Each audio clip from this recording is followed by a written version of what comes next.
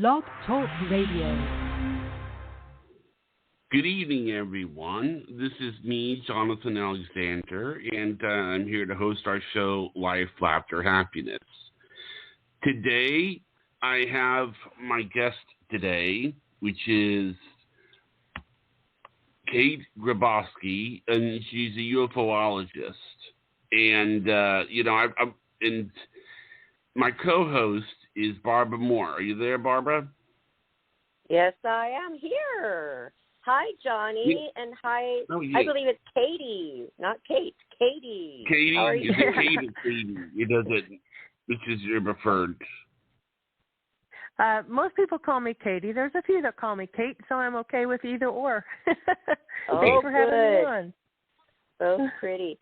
Oh, we are so excited to have you on because you are the real thing. You are a ufologist.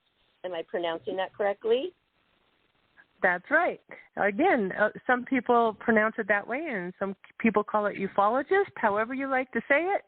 But, I've been at this since 2012 looking for answers for some things I experienced as a young girl. So I really like to get down in there and research and go to archives and give interviews or do interviews and all sorts of things. So I'm excited to share with you guys some of what I've discovered along the way. Okay.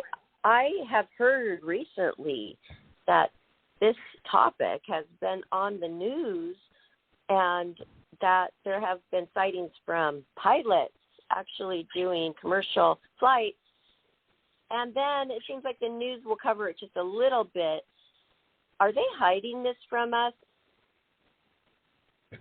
Well, yeah, I think most of us know they've been hiding this for decades and decades, really. But It is exciting that we're starting to see this on the news almost daily.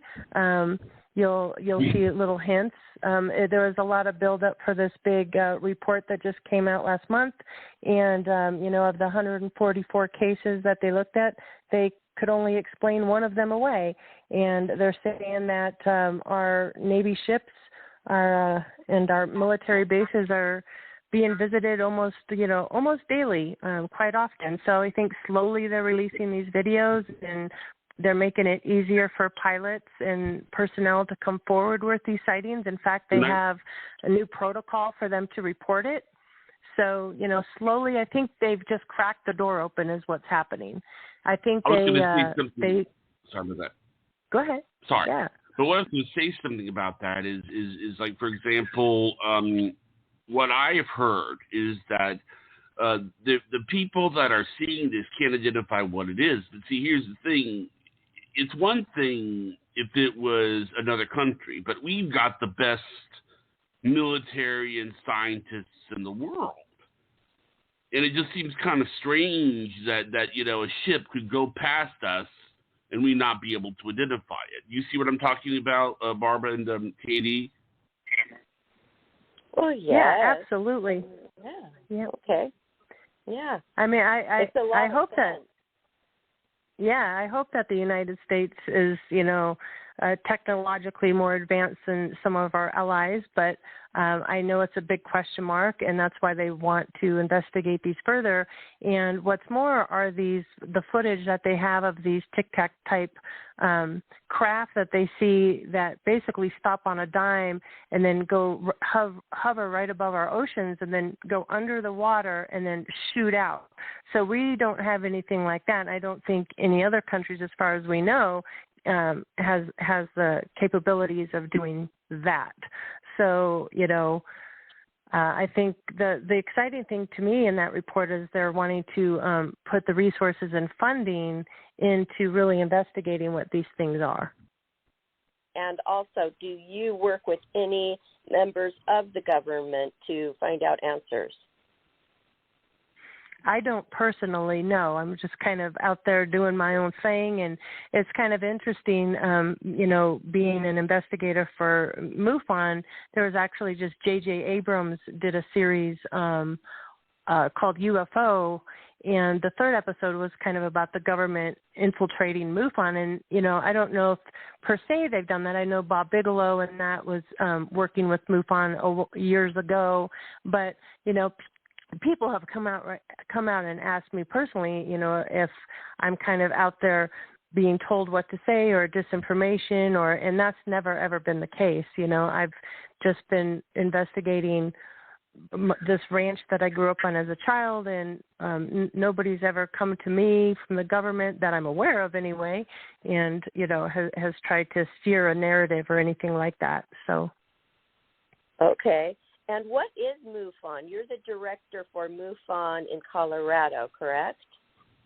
Yeah, MUFON is, yes, I am. MUFON is the Mutual UFO Network, and we basically, they like to say we kind of took over in 1969 when Project Blue Book closed. So, you know, MUFON's been around since 1969, and it's worldwide. We're in several different countries, and if somebody sees something they really can't explain, they'll fill out a report online, and it'll go to the state where they have the sighting, and then an investigator will contact you and will help you to determine what it is you saw. You know, my numbers are about 80% of the time I can figure out what it is, and we call those IFOs, or identified flying objects, you know, whether they're lens flares or birds in the sky or, you know, the planet Venus. I hate to say it, but we do get some of those.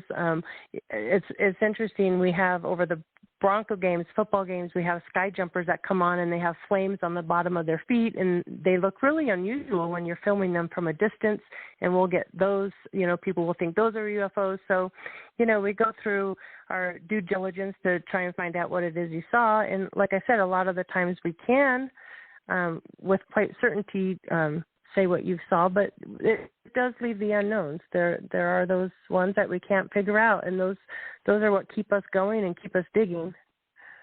Wow, this is so interesting. Well, can we start at the beginning and talk about what you saw on your ranch as a child? Sure, yeah. Are you guys familiar with the infamous Skinwalker Ranch in Utah?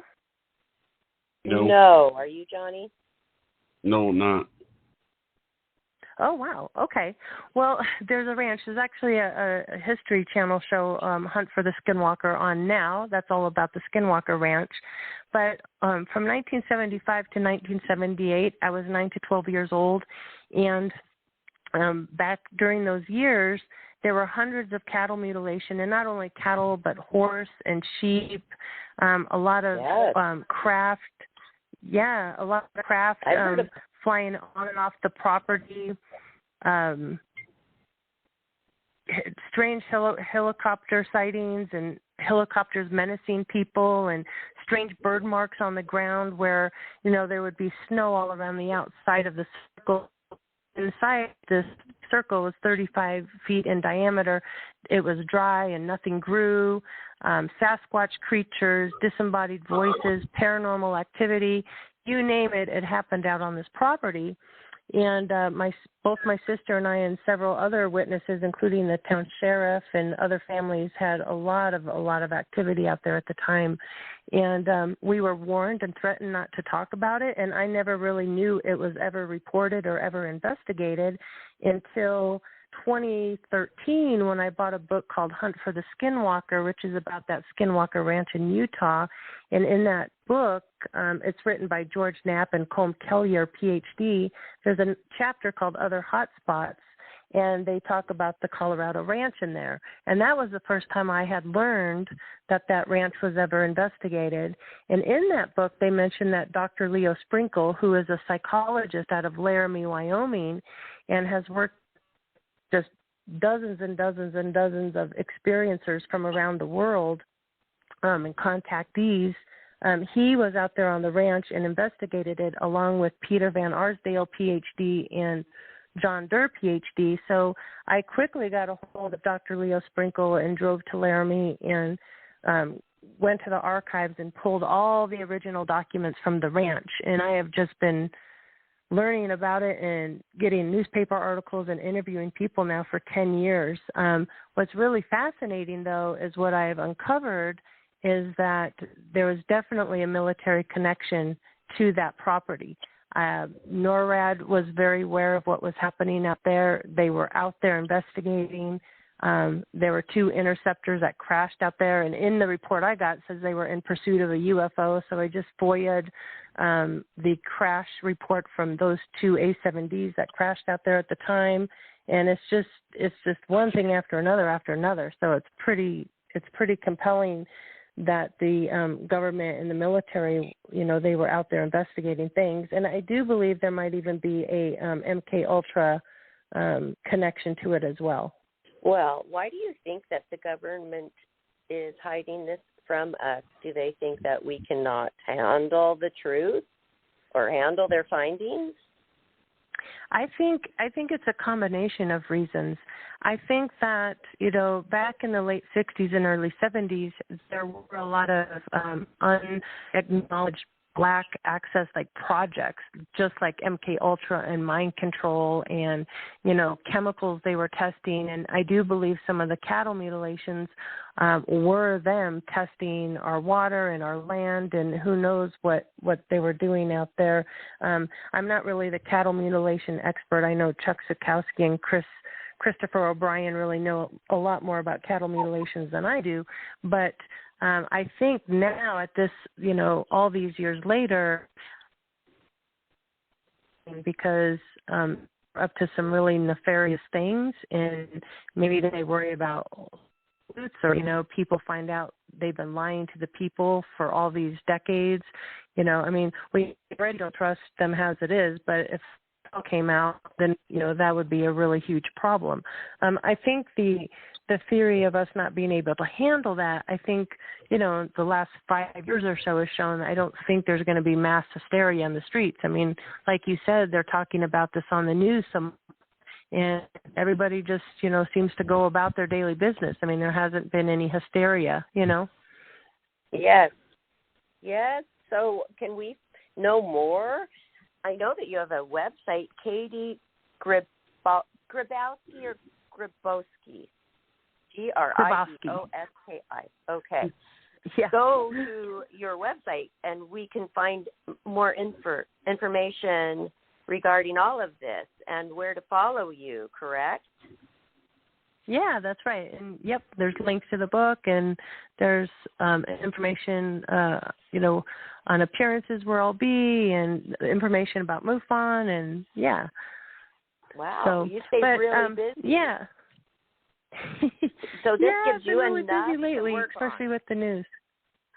Yes. What's that? You've got a lot to look at. So what are some of the things that have come across your desk where you can say, wow, you've been doing this for a long time, but what has made you say, wow, that's unbelievable? Right. Yeah. I would like. Yeah. I did start out as kind of a skeptic, and I would ebb and flow back and forth. I don't know. I definitely believe there's out there in the universe.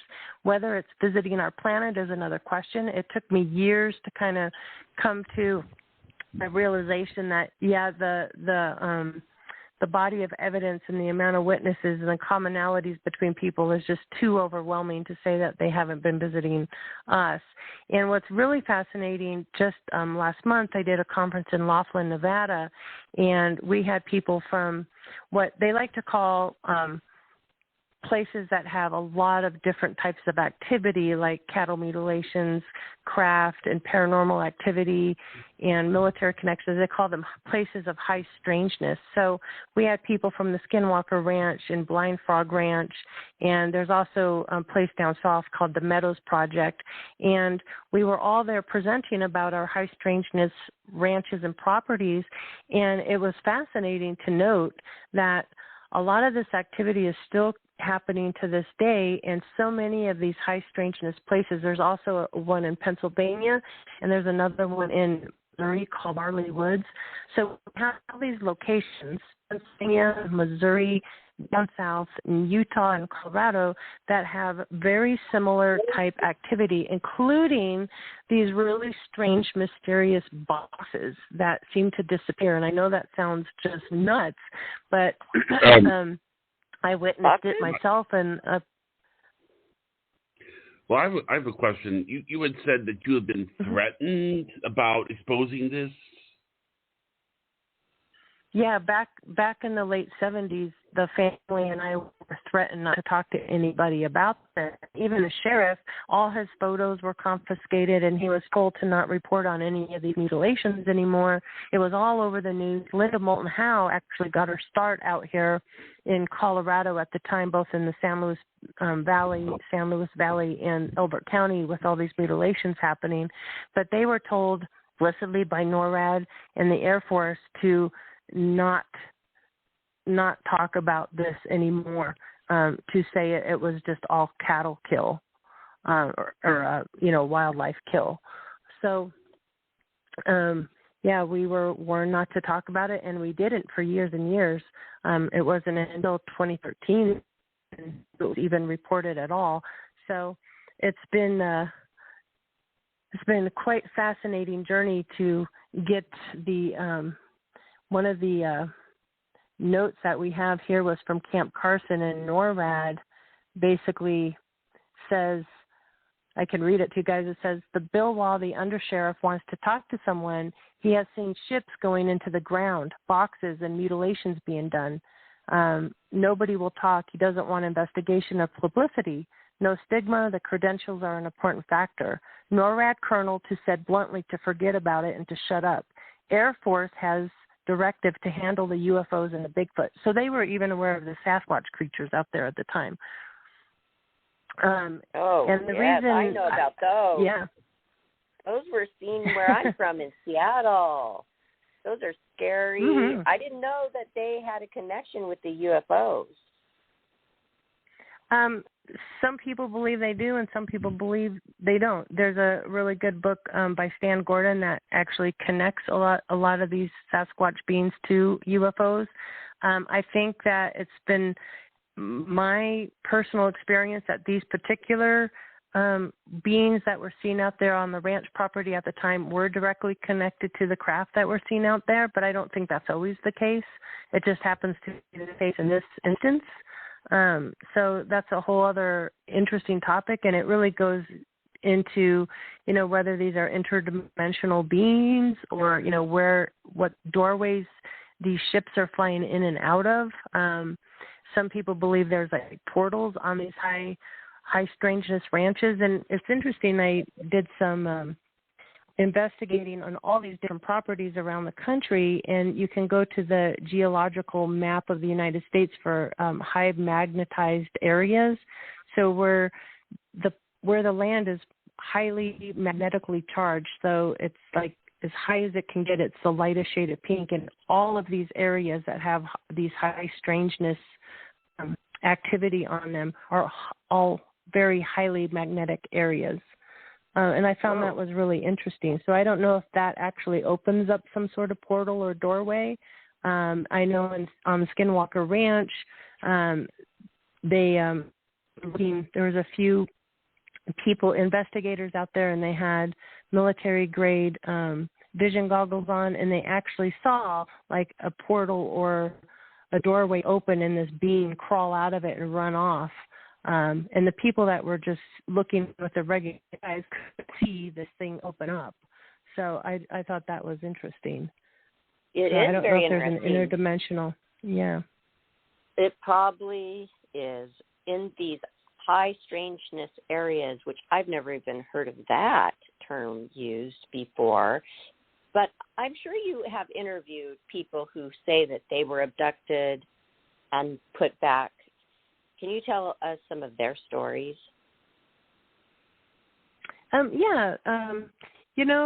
We at MUFON, we have what we call the experiencer research team, and a lot of those abduction cases go to our ERT team. And Kathleen Martin, who is the niece of Betty and Barney Hill, runs that group. But it's fascinating to talk with these folks because what I always like to look for are commonalities between people who have had these experiences, and it's a real clear pattern seems to emerge. One thing this is, for whatever reason, a lot of these folks have these a lot of like extra sensory abilities. They tend to be very intuitive. Psychic abilities will open up for them. It's interesting to me, the vast majority of them tend to say it's a positive experience in their lives. It may not start out that way, but ultimately they come to feel that it's a positive experience. Now, there are those exceptions that feel like it's been a bad experience. So, yeah, it's very interesting to talk to these people and take their accounts. It's funny you say that some of the experiences have been positive when they meet the aliens. And, what's interesting is why hide that? I mean, why, threaten people from having that be exposed? I mean, that's what I can't figure out. I mean, if it's something that's going to, make you feel good and make you enlightened into the ways of the universe, why would you be threatened for revealing that if you could ask that, answer that? Right. And I think that the threatening that we got didn't come from ET or anybody else. That came from the military. I think the military was out there on the ranch. And my big question was, were they out there investigating the high strangeness activity that was going on, or were they out there creating it? And I think it's a combination of both. But I think the vast majority of contactees or ET experiencers, they go through a gamut of emotions where it may start out as a very scary event for them, especially if they're taken when they're young. And as they grow and the enlightenment kind of opens up in them, they're going to come around to a more positive experiences, just like with Travis Walton, who had his abduction experience out in Snowflake, Arizona back in, I think it was 1976.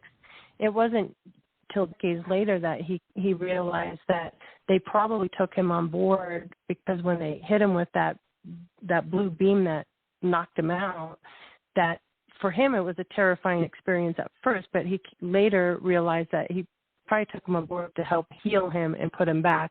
So it's interesting how the feelings around your experience can change.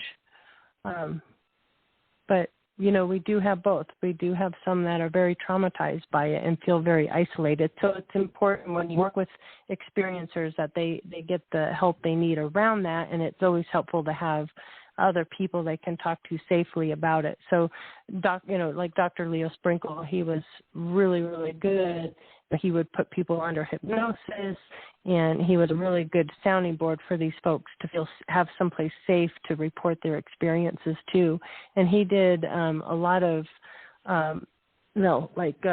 psychological testing around these in comparison, and he has found that the majority of experiencers, tested normal on their, psychologically their sound. So. Yes.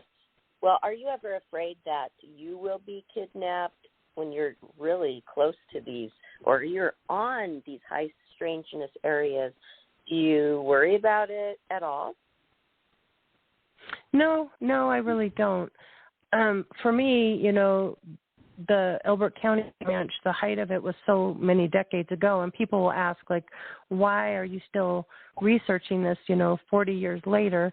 And the answer is, A, because it's personal and it hasn't been solved. And like I said, by talking to other people, I'm learning so much about these other places, like in Missouri and in the South and still at Skinwalker, that these things are still occurring.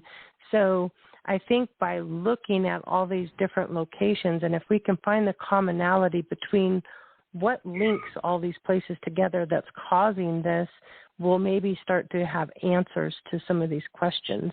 It's interesting. There's a lot of Native American connections to these. And so, I don't know how sacred ground plays a role in any of this. Like in the Colorado Ranch, we had the Cheyenne and Arapaho. Skinwalker was Ute and Navajo. So that's kind of another interesting piece.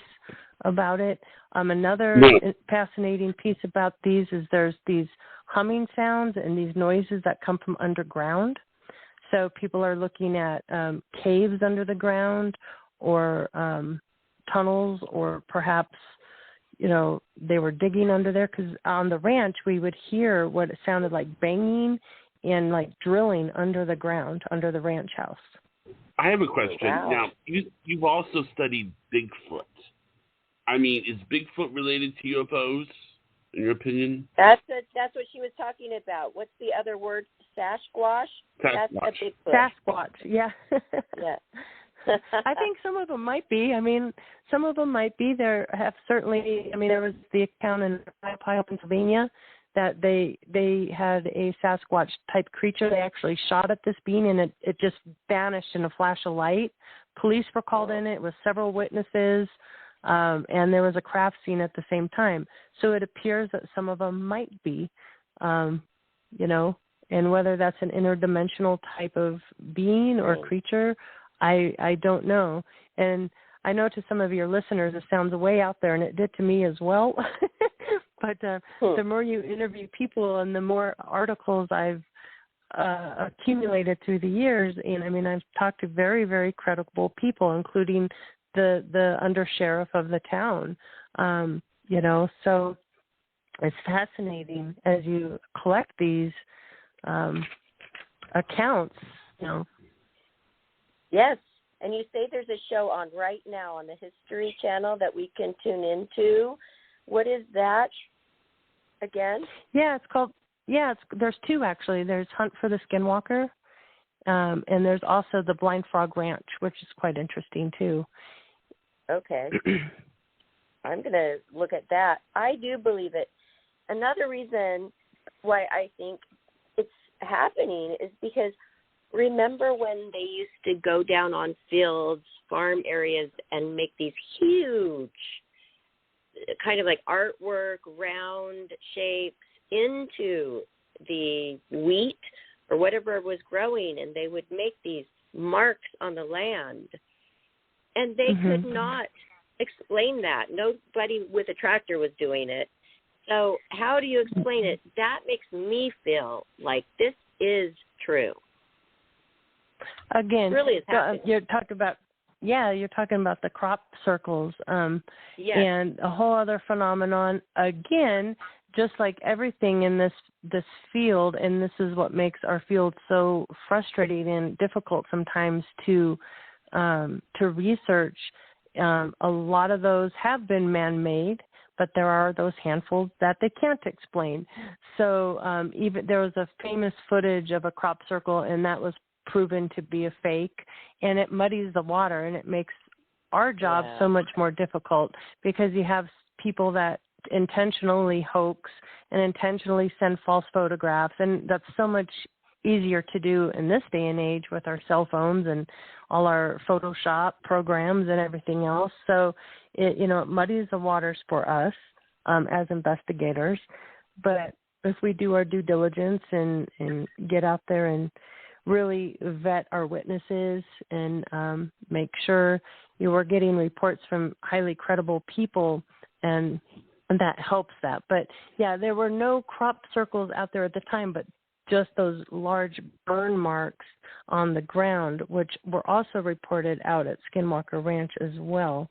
And then the paranormal activity is really fascinating too, because it seems like anytime you're out there trying to investigate, it almost seems like whatever is connected to these ranches or the land out there, it's almost like they stay like a step ahead of you. Like they know what's coming. So they're almost like tricksters in a way, and that can be quite frightening. Oh, yes. Oh, I would think it would be really frightening to go back out there as a farmer and work on that land that had been burned or marked in some kind of way. That would be a little creepy. And do you know what these aliens look like? Do they look like the picture that everybody is always drawing? How do we know? Or is this just something we humans came up with, how we think they look? Right. Well, you asked me what one of my favorite cases was, and that kind of aha moment for me. And when I went to the archives to pull the files on the Elbert County Ranch, there was a drawing in there, one of the Sasquatch creature and one of an ET that was seen out there on the property. Now, I personally didn't see this being, but two of the other family members did, and they had sketched what it was they saw, and it was something I had never seen before in, like, popular movies or TV or anything. It wasn't your typical little gray classic alien looking thing. It had smaller eyes, but larger than our eyes, but they were almond, wrinkles on the forehead, really heavy brow, wrinkles around the mouth like a little old man. But what was really interesting is had these strange looking tubes coming out from both sides of the head. And so I didn't put it out there anywhere. I just kept it in my back pocket, didn't show it to anybody because I wanted to see if I could find another one that looked similar. And like 2 years later, we had a guest speaker for our Colorado MUFON chapter, and there was a gentleman named Sean Bartok that had written a book called Flashbacks. And I was sitting in the third row watching his presentation, and he actually had properties only 14 miles away from where the Elbert County Ranch was, and he showed these two drawings of these beings that were seen out at his property, and you couldn't be any closer of a match. Same identical face shape, same wrinkles, same tubes, same everything. And I was floored. I'm like, what are the chances of that? My question is, what is this business with livestock? Why are they so interested in livestock? That's a really good question, and it's so difficult when you get into the whys.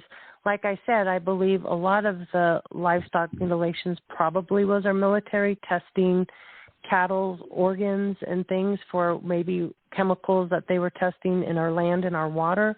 Perhaps the aliens, if ET's doing any of that.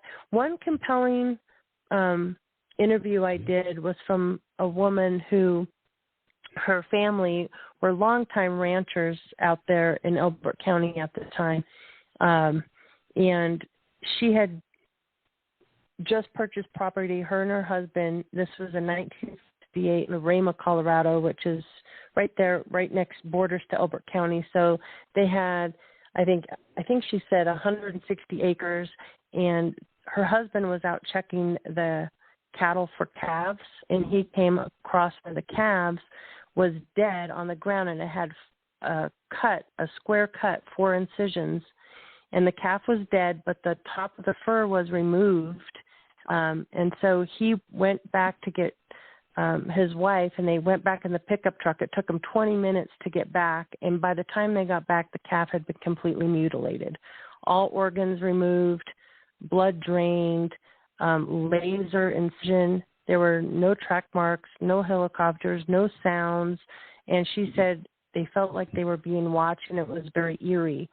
So that was a very interesting case because it's like he almost like interrupted an abduction happening or a mutilation happening as it was occurring.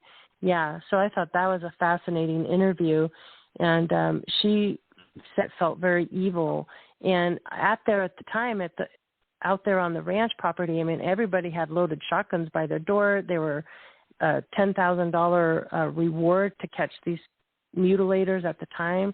They thought, one theory back in the day was that they were being conducted by by cult activity, you know. But the thing with that is there were so many happening, not only in Colorado, but in Montana, in Wyoming, in New Mexico, Kansas, and Nebraska. So these weren't just happening in Colorado at the time. And you would think if it was only the military doing that, why wouldn't they just conduct their own experiments on their own cattle, or go up to the ranchers and purchase a cattle? I don't know. The whole phenomenon's really, really interesting. And I know there's been, like I said, like Christopher O'Brien, who spent a lifetime trying to figure out these strange mutilations. And, it's just one piece of the high strangeness puzzle. That's just one piece of it. But, there's still not a lot of good answers onto why ET or anybody else would be doing this, not just to cattle, but to horse and to sheep as well. Yes. Well, at least they know, these aliens know to not do it to human beings. Well, I hope not. I know that was a fear of the time when I did some interviews, that people were afraid that would start happening. So there was a lot of fear going on at the time. Yes, and people who have been abducted, who are missing, you never really know. Mm-hmm. Maybe they are up there with these aliens. I hope not. I hope not either. I know. These years that you know so many people who have their lifetime studying this and never really reaching clear answers. I know this must be frustrating to you, but it doesn't seem to stop you. Yeah. No, I think what happens is the more answers you get, the more questions you have. And it's sort of like this rabbit hole you never get out of. And, you know, I'm finding that where we would really like to have simple answers, I think the true answers are not that simple. I think the answer is very complex, and I think it's multi-layered, and that's what really keeps me digging and going, you know. Actually, I think it could be from any planet. I'm sorry, yeah, Johnny. the reason. 1 That's second. okay. So they could be from any universe. There's so many out there. They might not even be from a planet. Maybe they don't have their own planet. And there might be many of them. There might be many different tribes, groups, nations of extraterrestrials. Correct? That's true, and I've heard every number you can think of thrown out there. You know, from really, you know, oh yeah, 7 to 100. So yeah. Wow. Oh, sorry. About the theory about it being complicated. You know, I thought about this myself. I tried to create a scenario where an alien could visit us and not violate any laws of physics or anything like that. And one of the thoughts I thought about is that Barbara brought it up. Why does it have to be in a planet? I mean, maybe they've created their own colony and their, you know, that would explain like them being from such a far planet. They were just in a colony, you know, and they figured out how to live in that colony. That actually would explain, you know, well, why does it have to be from some planet? I mean, we've been trying to do that for years, so that seems like that would be. You see what I'm saying? Does that make sense, Kate and Barbara? That they may not be from a planet. She said 7 to 100 different groups, right, tribes, nations, whatever they call it. They're out there, and they have probably a lot of information on why they think this. So again, I think everybody needs to go to your website and find out more through there, griboski.com, GRIBOSKI. And then that'll lead everybody to different places, like how to get your book. Is your book called Letters of Love and Light? Yes, Letters of Love and Light. It's 4 decades of UFO encounters, experiences, and sightings shared with ufologist Arleo Sprinkle Ph.D. And when I went down there to get the files from the ranch, I ended up getting lost in 84 boxes of handwritten letters people had written to Dr. Sprinkle from all around the world of their own personal experiences, encounters, through a lot of decades, to the 60s, 70s, 80s, and 90s. So I organized them. It took me 3 years to put the book together, but I have a chapter called Motives, like, you know, why, and we are just kind of touching about that right now. You know, other dimensions, channeling ETs, abductions. A lot of people wrote in about dreams or memories, because a lot of people, you know, they said, man, this is the most vivid dream I had. Didn't really seem like a dream. So I include letters about that, letters from children. So these were all people that wrote into Dr. Sprinkle. And it so honors his life's work of working with contactees and experiencers for over 40 years.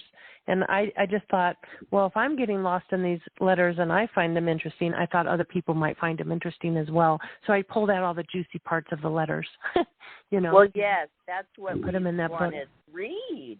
That's what, you know, human nature. We want to know the details. So I'm so glad that you did this book. And I find it to be very interesting. I want to read people's stories. Don't you, Johnny? Yes.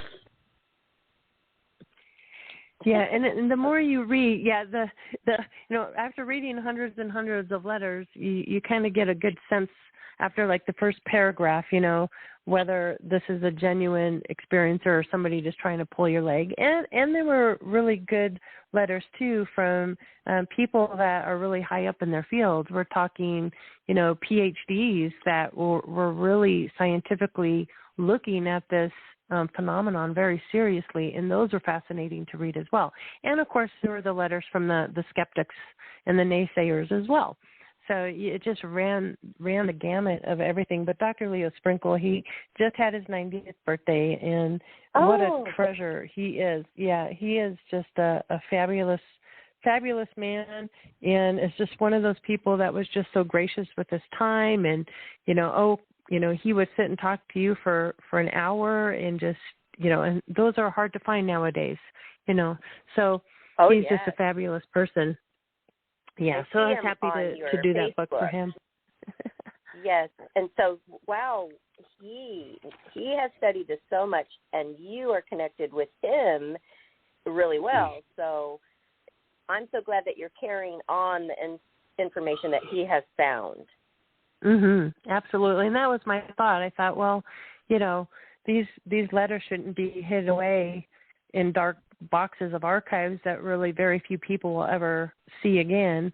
So, I mean, they need to be shared, and it's my opinion that's the only way this phenomenon will ever see the light of day is to be shared and to collaborate with one another, you know. And I really think that's the reason why the government and why you're seeing this on the news is, I believe, since we have, you know, Zoom meetings and the internet, and they know that they can't keep this stuff a secret for much longer. They know something's coming down the pipe, so they better start talking about it. You know what I mean? Yes. Because the truth is coming out. The truth is coming out whether they like it or not. Yeah. Oh, yes. And when you were reading through all of these letters, I bet you would be able to put a couple together, like, oh, this person in this state, their experience was just like these people that they didn't even know. Did you put a lot of those together? Yeah, I did. But what's fascinating is, a couple months after I had the book come out, I actually had somebody contact me via my website there, and they're like, hey, Katie, I'm sure you've already noticed this, but you know the drawing on page, whatever page it was on, and the drawing on the other page, you know, if you turn it upside down, those two symbols match. And I didn't even notice that. And I was like, no, I didn't even notice. And sure enough, they're correct. And that's why, again, it's important to share this information, because I might not put something together, but somebody else might, you know. So I thought that was really cool. Yeah. It is? Yeah, that's true. Wow. I didn't even know a book of everybody's stories existed. So this is awesome. I know the pictures are probably really interesting, but is this on Audible as well? It is, yes. You can download it on Audible and several other platforms as well. And that link is also on my website there. Okay, I'm doing it right now because I have a free Audible. It says I can get it for free. Oh, good. I like it because then you can just have it playing and you don't have to spend time to just sit with the book, and you can get other things done while you hear the stories. So but some people want to hold it in their hands. So you have both. So that's good. Right on Amazon. Yeah. Yeah. Something I'd like to say about those strange-looking creatures or ET beings that we're seeing out at the property. I was at the grocery store one day and standing in line looking at the magazines, and there was a issue of Popular Science, and it was all about the new artificial intelligence. And there was a photograph on the cover, of an AI being with like a human type face and these tubes in its neck. And it was almost identical to these drawings. And it kind of clicked in my mind at that point. Like, it makes sense in my mind that if you're going to be traveling from another planet to Earth, you would want some sort of AI being. So I just thought that was kind of fascinating. Wait, and it's, what is an AI? AI, artificial intelligence. Okay. Like right. a very robotic, yep. And the disembodied voice we heard on the property was very robotic sounding. So it just makes sense to me that some of these ET beings that are visiting us might not be, they might be artificial intelligence or robotic type beings. I have been watching, hold on please, a missing person show, and this girl who was 16 or a teenager, she was really interested in this kind of thing, and she got really, really into it, and all of a sudden she disappeared and they never found her. So there may be some people who that they abduct and they may not be giving them back. Yeah, that's the one thing that I'm afraid of the most. I mean, that's have you heard of David Pilates in the Missing 411? He talks about the number of people who go missing, and so many that go missing in our national parks. And, he doesn't really come right out and say that it's ET related, but it certainly leaves you scratching your head. It makes you wonder, and I hope that's not the case. I know, me too. And then there was another little boy who was just disappeared from the campground, and they just don't know. I mean, you would have been able to find the body. They found his clothes, and the clothes were all completely in good order. Just nothing was dirty, but they found them all the way on the top of the mountain. And if an animal would have dragged those, it would have showed scuff marks and things like that. That's a whole nother case right there. I think it may be happening. Right. And unfortunately, unfortunately that might be the case, which then just leads you to the question. I mean, I think he goes into actually saying a lot of these missing folks have very similar backgrounds and are highly educated people, PhDs and doctors and things. So what the heck is happening there? Are they, they're taking some of our best, and who, you know what I mean? So that's a whole other area. Young people who are interested.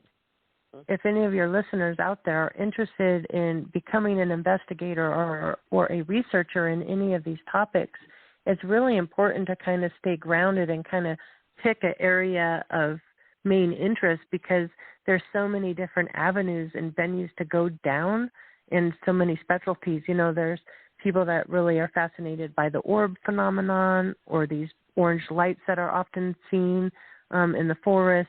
Like I said, there's the mutilations, the crop circles, the abductions, the contactees.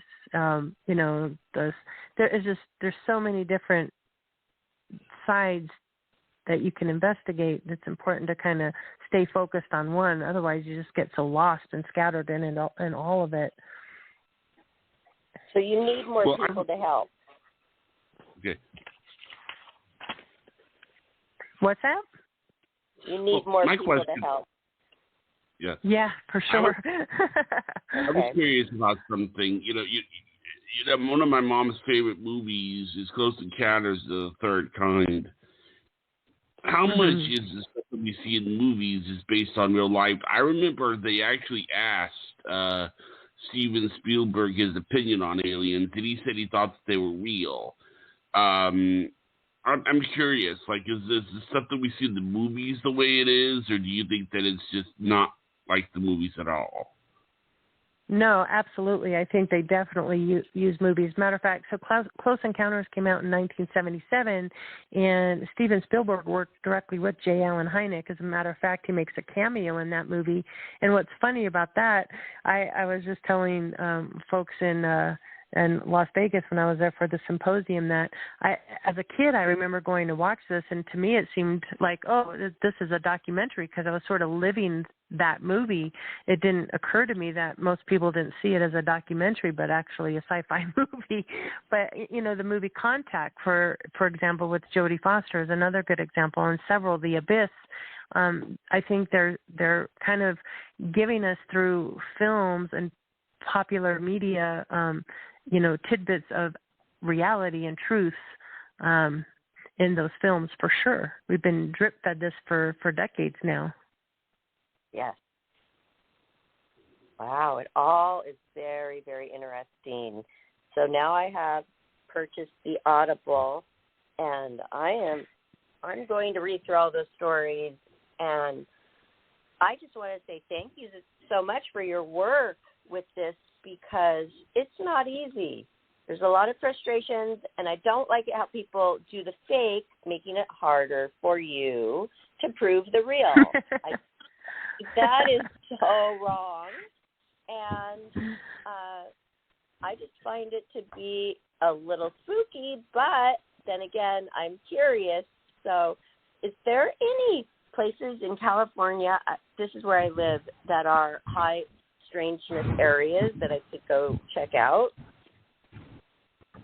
I don't know about the high strangeness in California, but I do want to say that there's the military sightings are very high there in California. I believe, is it off the San Diego coast? So I know that you have your I know you have the craft buzzing around the naval ships up there in California. But, you know, California for MUFON is divided into 3 different chapters, and I know they stay very, very busy out there. But I'm not particularly aware of like a high strangeness ranch per se, but I do know that you do get a lot of reports out of California. So your state does stay very, very busy. And another something I'd like to say, too, is it's kind of a misconception that a lot of the UFO cases you just see at night, some of my best unknown UFO cases are actually daytime sighting cases, and close encounter daytime sighting cases. So, yeah, that's kind of a misconception out there that if you're going to see something, you'll just see lights in the sky at night, and that's not always the case. So, keep your eyes to the sky, you know, both day and night for sure. You'll never know. You never know when something unusual might.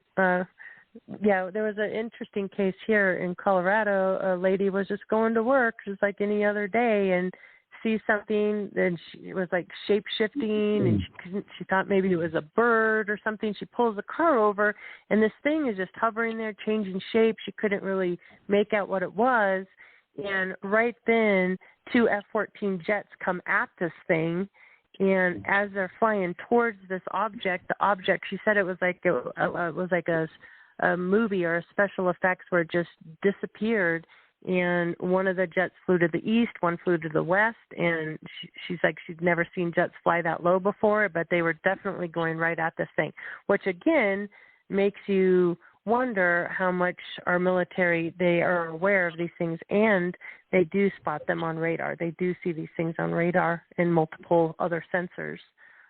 That's something that the report that just came out said, that a lot of these cases were picked up on multiple radar sensors. So that's really fascinating that they're able to see these things. But then they just disappear. Yep. Just boom, they're gone. Again, is that an interdimensional kind of thing? Are they going in and out of doorways, out of, portals? I don't know. But, just in the last couple of years, people don't look at me quite as funny as they used to when they knew when I did for a living. I quit my full-time job and decided to research these things full-time. So I'm happy the narrative's changing a little bit, and People Yes. are becoming more interested in what I do instead of, going, really? Thinking it's weird, right. Well, I Yeah. do not think it's weird, and I'm glad that somebody is dedicating their life to it, like you, because I want answers. I really do. If we can find them, keep going.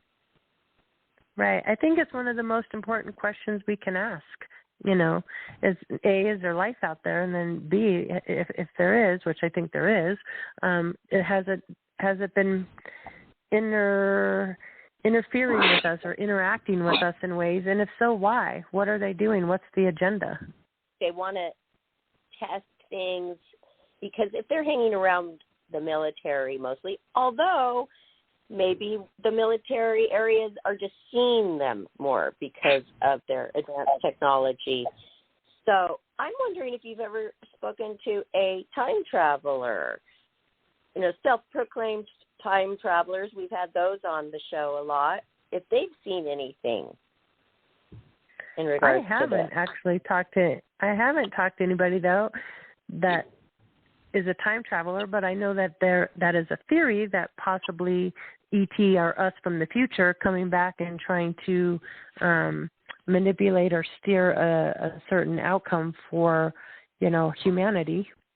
I mean, I know that's a theory that's out there. Because these time travelers have a portal and they can tell you where they enter. They know exactly where it is, right, Johnny? All of them something like that, yes. A portal. And maybe they use the same portal. It's worth checking out to see if the portals that you have found might be the same as the time travelers' portals.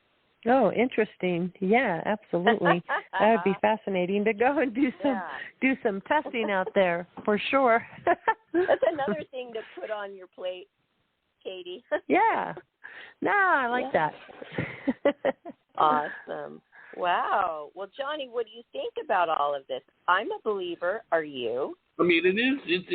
What I was telling you before the show is that the actions of the people the scientists who say we don't think there's anything there is not consistent with what they say. I mean, like, for example, I can't figure out why we're going to Mars. That doesn't make any sense that we could ever live there. So why are we going there? Why are we, sending record players into space, of children saying welcome to Earth if we don't think there's anything there? Uh-huh. Right. I think that I think they want to terraform Mars, and I think it's the goal to, at least Elon Musk, we want to populate Mars. So I think we should take care of our planet first before we go destroy another one. But to be a multi-planet species would be a goal, I guess. So if an asteroid ever hit our planet, we'd have somewhere to continue life. And the record player that they sent out there, I believe that they wouldn't have sent it if they didn't think somebody out there would eventually intercept it. Exactly. So that's they right. must know something we don't. They know something we don't. I think that's a given. Yeah, it's time for them to come forward, though, and if they could start working with you, wouldn't that be helpful? Yeah, absolutely. Yeah. Have you tried much to contact them to try to work together? The government and the military? Yes. Well, I FOIA for information, and I actually had the head of the Space Force FOIA talk to me for an hour and, was interested in what documents I wanted. And again, I think they're interested because they want to know exactly what I'm up to and why I want the information. So I think their objective is to keep more secrets, not to release the truth. Because they think we are going to be afraid, scared. It's probably boiling down to money. Oh, well, if people find that out, they won't want to live there, and house prices will go down. It's always about money, or they just think we can't handle it for some reason. Yeah. But the American people, we deserve to know. what they know. Yeah, don't you absolutely. think? Yes. Absolutely. It's always money and power, but I also think it's, I think they want to keep us unaware of the potential of our own power that we have as individuals and the nature of what true reality is. I think that's another reason to hide it. So well, just like keep us dependent, to keep us stupid. Yeah. Yes. How people would look at you like, oh, that's odd what you do, and now they're thinking, oh, this is interesting, this is good work. Right. Just like it was with the paranormal with psychics and mediums. Now it's becoming a regular thing. It's not weird anymore for people to use them as counselors. So coming around, like you have noticed, I have noticed this too. Just for it being on the news last month so much, I was shocked that they were actually putting it on the news like that. Because how they've always been very secretive about it, the government. So is there anything you could ask of us, the people? What can we do to help change or help you? Well, I think the first thing is to take it seriously, and if you see something, I mean, I hate to use this, see something, but if you see something you can't understand or explain, report it, and don't feel hesitant to report it.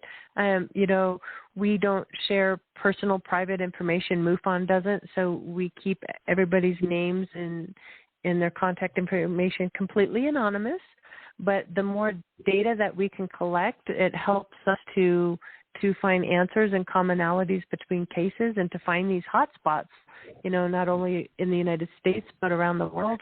And hopefully someday, somewhere, some way, somebody will ask the right question, you know, to get the answers that we're looking for. Yeah. Oh, I have heard of something recently which was really strange, too, that nobody can figure out what it is. It is government officials and their family members getting affected by brain damage, actually. Something goes into their head. They get very bad headaches.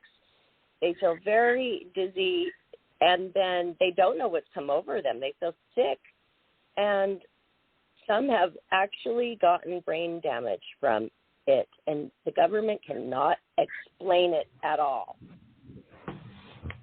Oh, that's terrifying and scary, and that brings me back to, you know, you wonder these MK Ultra mind control kind of things where, I mean, that does affect people's brain. And at the ranch, I uncovered a officer from Camp Carson visited the ranch, and he said something would overtake his mind and caused him to go into the Ponderosa Pines, into the woods behind the ranch house, and then it would release his mind. So it was like some sort of mind control or brain control. So, I mean, that's a possibility, and that's quite frightening if that's the case. I mean, you talk about people, and I always thought it was something kind of silly when I'd hear people talk about a upcoming zombie apocalypse, and I just chuckle, and yeah, that's just a movie, but those kind of stories make you wonder. Yes, they do. There's so many of them out there. And why would we not think that they would exist? Because this universe, it is so vast. Why would we think that only our planet, what goes on here, is what goes on? No, there's a lot we do not know out there. So thank you for all your research and your hard work on this. And I would love to always have you come back if you have new findings you could share or anything you would like to share with the public. You could do it from Life After Happiness podcast, right, Johnny? That's right. Actually, maybe we could also do a video thing next time. You know, maybe she could show us some stuff. Just an idea. Yeah, absolutely. I have so many things that I show you and the sketches and things like that. I'd be happy to come back as your guest. And I have been working on another very, very important case for a couple of years, and I'm just acquiring documents. And COVID has unfortunately shut down a lot of the archives and things, so it's kind of been on hold. But once I get back on that case, I'd be happy to come back and share with all of you what I've uncovered about that other big case I've been working on. So. Oh, that would be fun. That would be awesome. Okay, one more question before we let you go.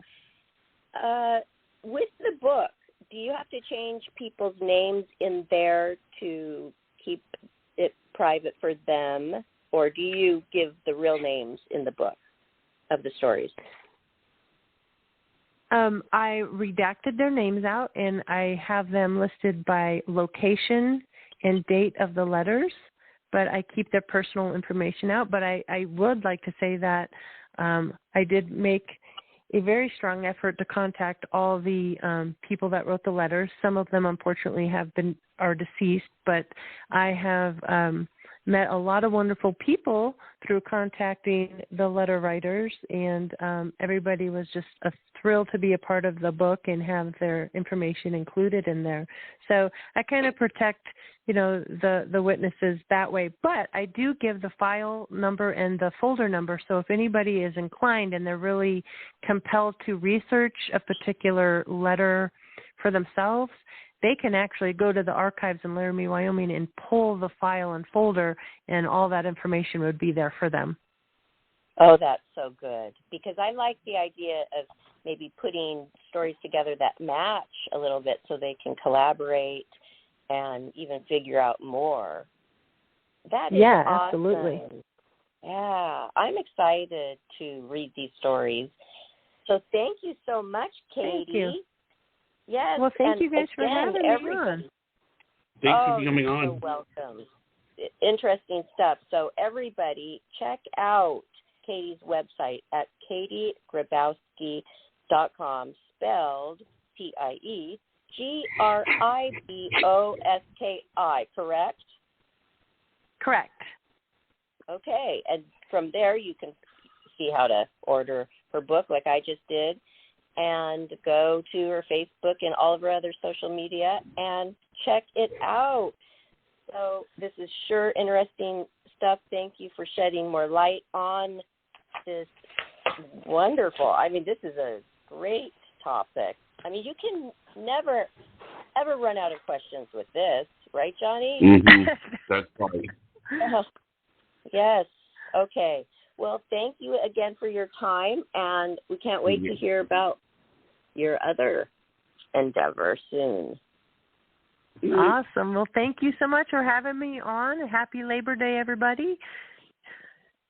Yes, happy Labor Day. And also, Katie, you can listen to this show again, and everybody find it on our Life, Laughter, Happiness YouTube channel. So you can listen to it again if you came on late, and then see all of our other shows. And visit us, too, on Facebook, Instagram, and Twitter. So everybody, have a great night. And we'll see you Monday. Today is Monday. We will see you when, Johnny? When's our next show? Wednesday. It'll be Friday. It'll be Friday when we have Dale on. All right? Okay. So actually, we're doing my show.